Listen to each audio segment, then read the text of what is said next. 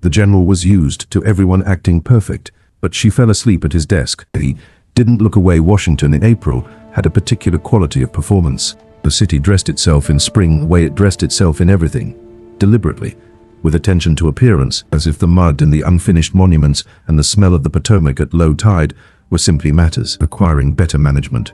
General Elias Vane had lived here for 3 years since Appomattox and had made his peace with the performance. He was accustomed to it. He was, in certain respects, part of it. He returned to the War Department on a Tuesday morning after 11 days before the Senate Subcommittee on Military Pensions, where men who had not served had asked him to explain, in terms they could follow, why the Army's record-keeping had produced 40,000 incomplete pension files and what precisely he intended to do about it. He had explained it. They had thanked him with the particular warmth of men who had already decided what they thought before he arrived. He had taken the carriage back through the April morning with the feeling he always carried out of those rooms, the feeling of a man who has spoken accurately into a space that was not built to receive accuracy. His office was on the second floor of the department building, east wing, overlooking the elm trees along the avenue. He had occupied it for 2 years. He knew the particular quality of its silence, the sound the window made in the wind, the way the afternoon light fell across the desk at 3 o'clock and made reading difficult. He knew the room the way a man knows a place he has spent more time in than anywhere else, and has not yet decided whether that is something to be satisfied about. He opened the door. There was a woman asleep at his desk. He stood in the doorway for a moment, not with the reaction most men would have produced. Not the cough, not the sharply cleared throat, not the immediate assertion of a man reclaiming a space. He simply stood and looked. She was perhaps 30, with dark hair coming loose from its pins, face down over a stack of pension records 3 inches thick, her right hand still holding a pencil, her left resting flat on a page she had been annotating. The lamp was burning. They had clearly arrived early and worked through the morning and into the afternoon, and had arrived, at some point, at the end of what her body could sustain. The annotations on the visible pages were small and precise and went all the way to the margins. They recognized the records. They were the Shenandoah files, the second worst batch in the department's inventory, 900 cases with incomplete service documentation, incorrectly transcribed discharge dates, and a filing error from 1863 that had effectively erased 2 full companies from the pension rolls. 3 previous clerks had been assigned to them, and had reached page 40. She was, by the evidence of the lamp and the annotated margins, and the pencil still in her hand, somewhere past page 200. He looked at the room. There was a second chair against the east wall, the one he used when reading reports. He did not want to associate with the desk. He moved it quietly to the far side of the room, set his document case on the floor, and sat down. He opened the report he had brought from the subcommittee. He read.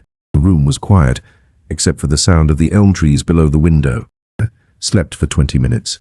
He did not look at her the entire time. This was not because he was not aware of her. It was because the awareness was precisely the kind that did not require confirmation. If you've ever sat in a room with someone and felt the quality of it change simply because they were present, you will understand this without further explanation. If you are watching from somewhere and this is new, stay with it. It becomes important.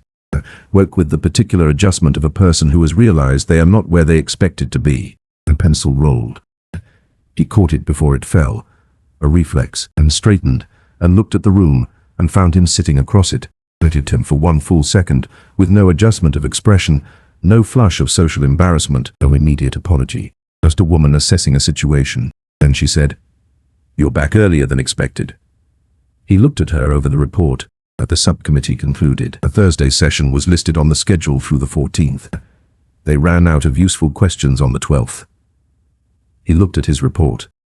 "You're in my chair, I'm aware." She looked at the desk, at the files, at the lamp. "I'll move." "You'll finish the page first," he said. "Her Shenandoah files don't benefit from interruption." She looked at him. He was already reading. Picked up her pencil. He heard the scratch of it resume after a moment. He did not look up. He read the subcommittee report, which was wrong about 4 things and correct about 2, and listened to the sound of her working, which had a particular quality of focused concentration, and thought about nothing in particular. Before we go further, if you are the kind of person who stays for a story told slowly and correctly, consider subscribing. There is more of this kind of thing here, and it is always worth the time. Now, back to the room. Her name, he learned later that afternoon when he went to the department administrator's office for the personnel file, was Clara Dowell. Yes, previously employed as a record supervisor at the Freedmen's Bureau, before that a schoolteacher in Richmond, before that the daughter of a man who had kept the books for 3 separate county governments and had taught her to read a ledger before she could read a novel, which she had also eventually learned to do and had found, she had written in her application letter, comparably useful. He had been hired 6 weeks ago. He had been assigned the Shenandoah files on her 3rd day. The administrator told him because she had asked for the most difficult cases available. He had told her they were not technically available, that they had been sitting unassigned for 8 months, because the previous 3 clerks had requested transfers after attempting them. He had said she would take them. He had let her, General Vanes, set the personnel file on his own desk that evening and read it thoroughly. She had not mentioned the sleeping in her application letter. Neither had anyone else. He folded the file. He went home. He did not think about it further. This was not entirely true, but it was what he told himself, and there is, in the first week of something, a kind of agreement a person makes with themselves about what they are and are not noticing. He was keeping that agreement. Now, the following morning, he arrived at 7. The lamp was already burning. By the 2nd week, certain things had established themselves without discussion. He arrived at 6:30. He arrived at 7. The Shenandoah files occupied the left side of the desk from which she worked, and his correspondence and departmental reports occupied the right side of the desk from which he worked, which was a different desk, the smaller one beneath the east window, that she had moved there on the Wednesday of the 1st week, without explaining why, and which she had not commented on. The lamp was always lit. The window was opened at 6:45 to the precise degree that cleared the room's overnight air without admitting enough April cold to make the work uncomfortable. He had not asked her to open it. She had simply opened it. He noticed these things, the way he noticed the details of new terrain, cataloguing exactly, attending, pushed margin notes in the pension files in a hand so small and precise it required the lamp at a specific angle to read comfortably. The notes were not editorial. They were architectural, small structural corrections to the existing documentation, a date adjusted to match the muster rolls, a discrepancy flagged with a single straight line, and the correct figure written beside it. She did not explain her corrections. She made them and moved forward. He read several of the files in the evenings after she left and found that her corrections were, without exception, accurate. On the Thursday of the 2nd week, she said, without looking up, "The Harmon file has been processed twice. The duplicate is under the Hartley surname. The pension will be paid twice if it isn't caught." He looked up. "Page 47, she said. He found page 47. The duplicate entry was there. He looked at it. He looked at her. "How did you find it?" "The service dates were copied from the same original document. They have the same transcription error. The letter A in Harmon and the letter A in Hartley were formed by the same hand." She turned a page. "There are likely 3 more. I'll mark them when I find them." He looked at the file. He looked at her profile, which was entirely focused on the page in front of her. "Your previous post was the Freedmen's Bureau," he said. "Records Division. How long?" "13 months. She moved her pencil. "I closed the Richmond office in February." He said nothing for a moment. He knew the Richmond office closing. He had been consulted about it, and had argued against it, and had been thanked and ignored in that particular sequence he had become expert at recognizing. "I'm sorry," he said. She glanced at him. It was a brief glance, the assessing kind. "Were you involved in the decision?" "I was consulted." "That's not the same as involved." She went back to the file. "Don't apologize for things that were done over your objection. It makes the apology incorrect." He sat with this for a moment. "You're right," he said. "I know," she said without emphasis, the way she said everything true. He went back to his correspondence. The room held its particular quiet. Private Aldous Marsh, the youngest of the department's orderlies, who had appeared in the doorway at 8:15 with a fresh carafe of water, and had then stood there for, acted longer than the task required, watching 2 people sit in the same room and not speak, and somehow produce from the silence something that was not silence at all, eventually remembered himself and left. He would think about this room later. He would not have language for it immediately, but he would remember it. The rituals accumulated the way things accumulate when no one is managing them. She brought her own lunch on Tuesdays, a habit from the bureau where the midday break had been 15 minutes and insufficient for leaving the building. He began eating at his desk on Tuesdays because it seemed unreasonable to leave a room where work was actively occurring for a meal in a separate building. Neither of them mentioned this. They ate at their respective desks and read, and occasionally one of them said something about a file, and the other responded. And they went back to eating and reading. On the Friday of the third week, he arrived at 7 and found a single sheet of paper placed squarely on his blotter. It was a revised version of the pension reallocation memo he had submitted to the administrator the previous afternoon. He had found 4 errors. He'd not corrected them in the document itself. He had listed them on a separate sheet with the page number, the original text, and the accurate version beside it, and had signed the bottom, C. Owl, with the same small, precise hand she used in everything. He read it. He read it again. She arrived at 7:15. She hung her coat. She sat. He opened the Shenandoah files. A memo, he said. I didn't alter the original. She picked up her pencil. I thought you might prefer to decide for yourself whether to revise it. I do prefer that, I assumed. She turned a page. They looked at the sheet. A third error. The benefit calculation formula at the 1864 amendment changed the base rate. The original formula wasn't updated in the department's standard document. Everyone in this department has been using the incorrect formula. Yes, she said. How long? She looked at him. Since 1864. He sat back in his chair. They thought about the number of pension files processed in this department since 1864. They thought about the number of families receiving incorrect amounts. They thought about the subcommittee that had spent 11 days asking him questions and had never asked this one because they had not known it was a question. I'll need you to document it, he said. All of it. Every file affected. I've already started, she said. He looked at her. Turned another page. He submitted the corrected memo on Monday with a full addendum. He did not include her name in the document. He thought about including it and decided that attribution in a departmental memo would place her in a visibility that he had not asked for, and that would produce, in this city, in this building, a kind of attention that was not the useful kind. He was being careful. He told himself it was consideration. He was not certain it was only consideration. Aldous Marsh, collecting the outgoing correspondence that Monday afternoon, noticed that the addendum to the pension memo was 12 pages long and that the general had spent the weekend producing it. He said nothing about this to anyone immediately. He was 22 and had been in the department for 8 months and had developed the orderly's particular talent for doing things and filing them away for later without deciding yet what they meant. He was beginning to have a strong sense that they would mean something. April gave way to May the way Washington seasons changed. Suddenly and without apology, the elm trees along the avenue were fully leafed. The Potomac had its summer smell again. The pension review had expanded from the Shenandoah files to 3 adjacent batches, and Clara Dowell's desk, which was still the larger desk, because this had simply never been renegotiated, was covered in the particular organized complexity of a project that was going somewhere. He had begun bringing her the files he was uncertain about before sending them anywhere. This was not a formal arrangement. It simply happened.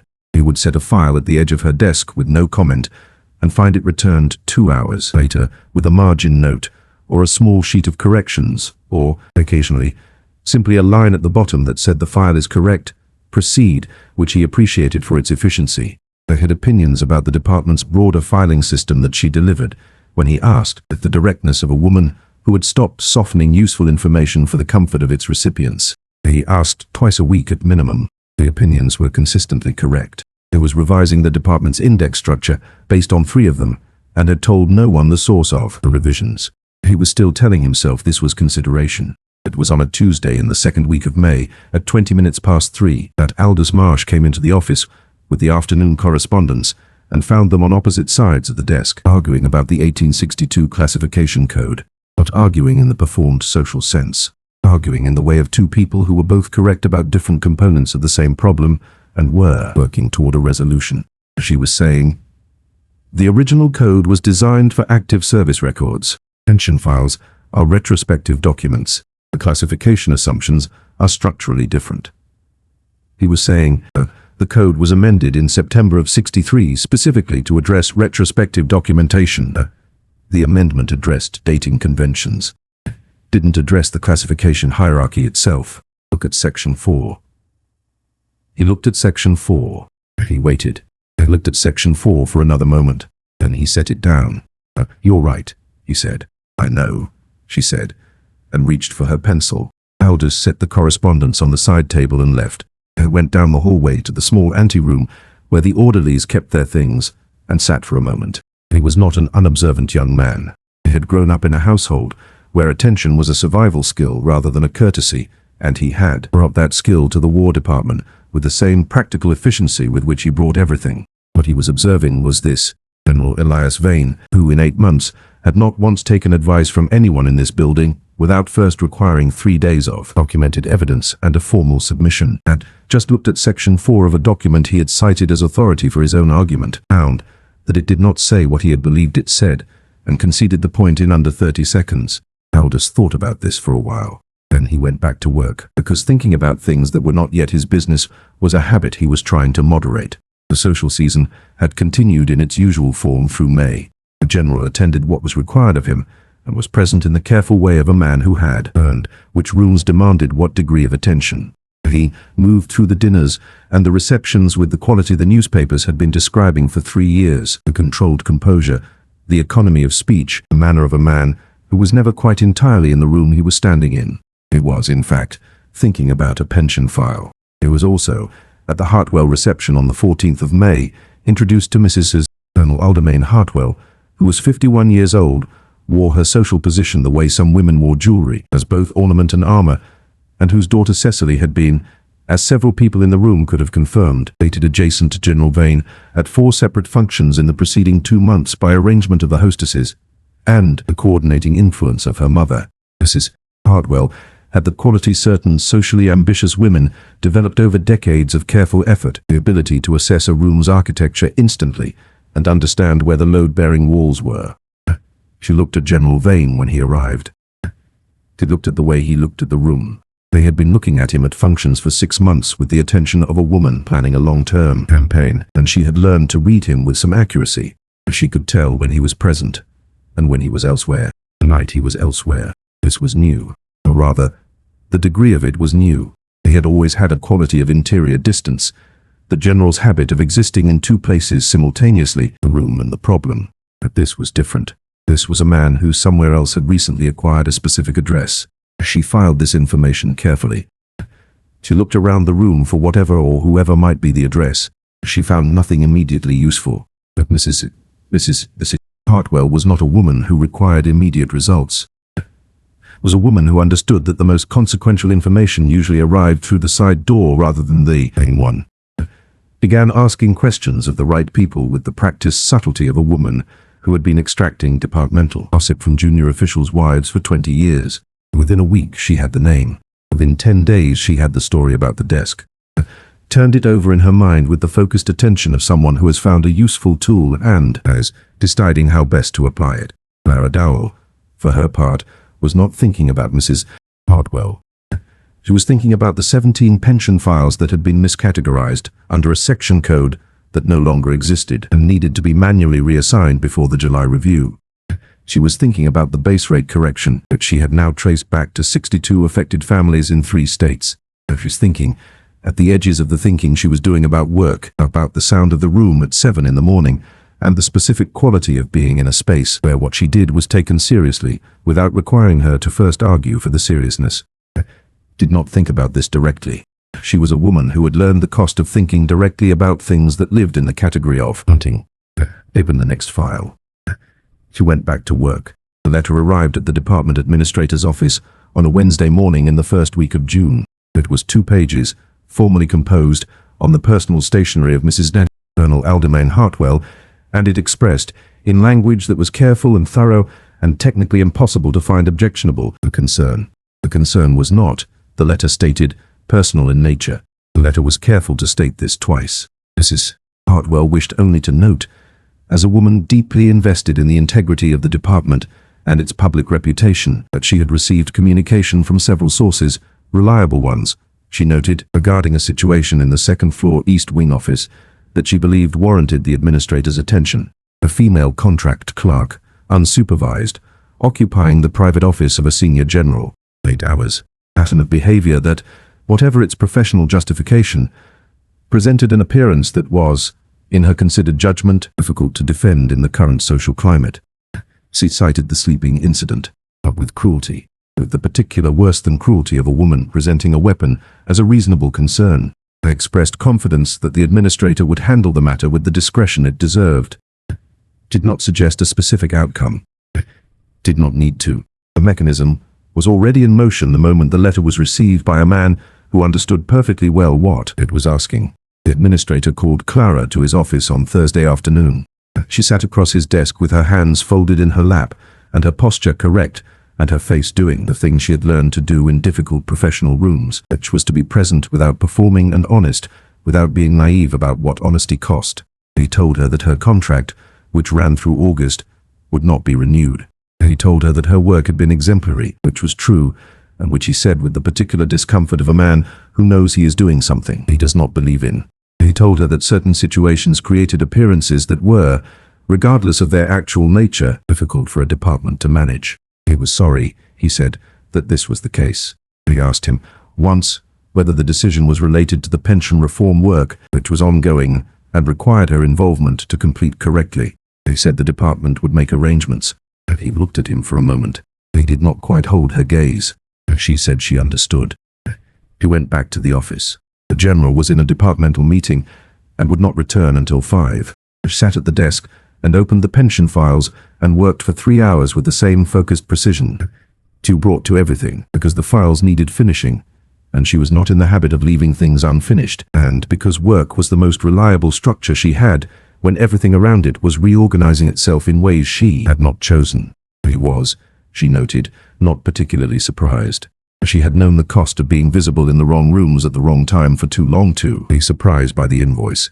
At 4:30 she began to organize the files into the handover sequence.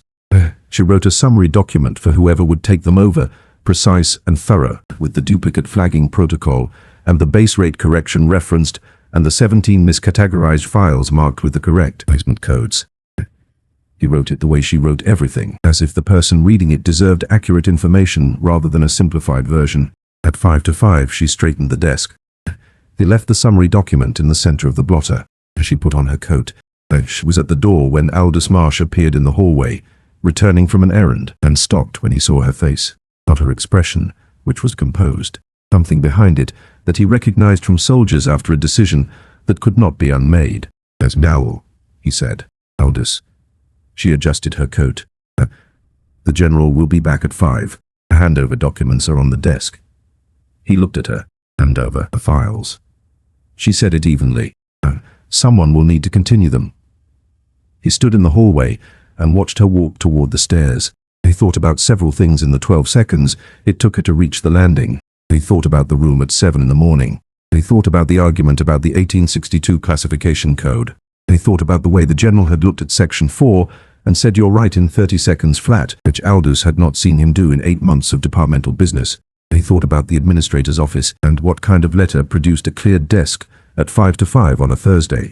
He turned around and went to find the general. General Elias Vane was in the 3rd-floor conference room with 2 colonels and the department's legal counsel when Aldous appeared in the doorway. Aldous had knocked. No one had responded, because the conversation had reached the particular pitch of a disagreement that had stopped hearing peripheral sounds. Aldous stood in the doorway for 4 seconds, and then, because he had been in this building long enough to understand that there were moments when waiting for permission was a choice with consequences, he stepped in. "General." Vane looked up. He read Aldous's face in the way of a man trained to read terrain, and he said to the room, "Excuse me," and came to the door. Aldous told him, briefly, accurately, in the same plain language he had learned by watching 2 people who never used more words than a situation required. He told him about the desk, about the handover documents, about the expression he had seen in the hallway. The general said nothing for a moment. Then he said, "When was the administrator's letter?" "I believe yesterday. The notification was Thursday afternoon." Another moment. "And you didn't hear?" "No one told me." He said it without emphasis, but something in the quiet of it produced in Aldous, who had followed the general into 3 departmental hearings and 1 Senate corridor and knew his registers, a feeling not unlike the one that preceded significant weather. The general thanked him. He went back into the conference room long enough to say that he was needed elsewhere and that the question of the timber contract procurement irregularities could wait until Monday, and to look at the legal counsel in the way that meant clearly not as a question. Then he left. He went to the administrator's office. The administrator was not alone. He was meeting with Colonel Hartwell, the colonel who was the husband of the woman whose letter had started this, and 2 other senior department officials who had gathered in the pleasant collegial way of men who were present when a correct decision was being confirmed and wanted to be recorded as having been present. The door was open. There were 6 people in the room. The general walked in. The administrator started to say something. The general did not let him. What he said was not loud. He had never needed volume. He had the quality of certain commanders whose authority operated at the same register whether they were addressing a room or a battlefield. And what he said was this. He said that a contract clerk named Clara Dowell had been employed by this department for 6 weeks, had identified and corrected a pension calculation error that had been producing inaccurate payments since 18 had located and flagged 47 miscategorized files that would have produced payment errors in the July review, and had authored the correction framework that was currently being used to revise the department's filing index. They said that her contract had been terminated on the basis of a letter from a private citizen whose daughter had been introduced to him at 4 separate social functions in the preceding 2 months, and that the connection between these 2 facts was not, he trusted, something anyone in this room intended to claim they did not see. He said that the decision would be reversed. He said it the same way he said everything real, directly, completely, without requiring the room's approval. Colonel Hartwell said something about appearances and departmental propriety. The general looked at him. The look had the quality his senior staff had once described, in letters home that the general had never read, as the look that meant the conversation was over, and the colonel understood this before the general needed to confirm it. The administrator said that perhaps a review of the situation was in order. The general said the review was complete. He returned to the 2nd floor. The office was empty. A handover document was on the blotter, precisely organized, initialed at the bottom in the small, careful hand. He read it. He read it entirely. He read the correction protocols and the file references and the base rate documentation and the handover instructions written for a hypothetical successor who would not have known what she knew and would have needed every word of it to have any chance of continuing the work correctly. He sat in the chair under the east window, his chair, the smaller one, and read the document she had written for a room she expected to leave. Aldous appeared in the doorway at 6. "She'll be at her rooms," Aldous said. "Amelia Street." A pause. "I asked where she lived 2 weeks ago, in case of a departmental emergency." The general looked at him. "I thought it might be useful," Aldous said. He was not wrong. Amelia Street in June had the particular quality of a Washington evening that had not quite decided to be warm, the air between seasons, not cold enough to need a coat, and not warm enough to be comfortable without one. The elm trees on the east side of the street held the last of the daylight at 6:15 and turned at amber against the brick facades of the row houses. Clara was at the small table in her rooms above the laundress on the ground floor, writing a letter. She wrote letters when she needed to organize what she thought, which was a habit from childhood, from a father who had told her that a ledger and an honest letter were the 2 most reliable tools a person had. She was writing to her sister in Richmond. She was writing around the edges of what had happened, in the way of a woman who knew how to be honest without performing her own difficulty. The knock at the door was 3 beats. Measured. She set down the pen. She was not, she told herself, expecting anyone. He opened the door. He was standing in the hallway in his uniform coat, without hat, which she noted. A man who had come in haste and with intention and had not stopped for the accessories. She looked at him for a moment. "You read the handover document," she said. "I did. I wrote it, so whoever continued the work could do it correctly. I know." She stepped back from the door. He came in. He stood in the small room with its table and lamp and the letter she had been writing, and looked at it with the quality she had come to know well, a man who was reading a room rather than performing in it. "The administrator will reverse the decision," he said. "A contract stands. The work continues." She looked at him. He was honest enough to note what moved through her at this, something that was not merely professional relief, and experienced enough to not let it make her imprecise. "Was the letter from Mrs. Hartwell?" she said. "Yes." She looked at the table. "You went into the room?" "Yes." "How many people?" "At 6. She absorbed this. Thought about the particular quality of what it cost a man in his position to walk into a room of 6 people and state a thing plainly. He thought about what it cost him, and also, she was honest about this, what it said. "You didn't have to do it in front of witnesses," she said. "But the decision was made in front of witnesses," he said. "The correction needed to match." She looked at him. He looked back. The lamp was burning between them, and the June evening came through the single window that faced the street, and the room had the quality, I thought, of a place where something was being said that neither of them had yet put into language. She said, "The pension work isn't finished." "I know. There are 17 files still in the miscategorization batch. I know, and the base rate correction needs to be documented formally before July. She stopped. He said it again, with the distance of the professional register, of the way he used her name in the office when there was a file to discuss, the quality of a man who has decided to put the weight of a thing into 2 syllables and let them carry it. They held very still. He said, I moved my desk to the window in the 3rd week of April. She looked at him. I told myself it was for the light, he said. The light from the east window was better for reading. She said nothing. The east window gets direct light from 10 until noon and indirect light until 3. The desk I moved from was beside the south-facing window, which has better overall light for reading. I moved to the worst light and told myself it was an improvement. I looked at her with the precise honesty of a man who has examined a situation thoroughly and is stating his findings without editorial adjustment. I was aware, by the 2nd week of May, that this required a different explanation than light. The room was quiet. She said, The window I open every morning is south-facing. A pause. I know, he said. You never complained about the light. She looked at her hands. She thought about the mornings. The sound of the office at 7, the particular quality of a silence that is not empty. About what she had been telling herself about the cost of wanting things in the category she had long ago decided were not available to her. Thought about a woman who had spent 4 years learning to be precise about what she had and what she did not, and whether that precision had, somewhere in the past 6 weeks, become insufficient to the actual facts of the situation. She said, You announced the reversal before coming here. Yes. You could have come here first. I could have. He held her gaze. The reversal needed to happen regardless.